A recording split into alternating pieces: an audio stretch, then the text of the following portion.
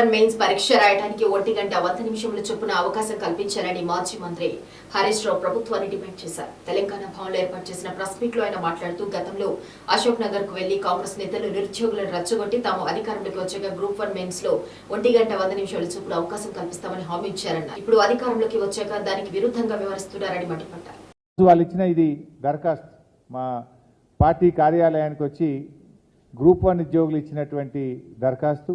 ఇది group 2 group 3 పరీక్ష రాస్తున్నటువంటి నిరుద్యోగ యువతి యువకులు ఇచ్చినటువంటి దరఖాస్తు.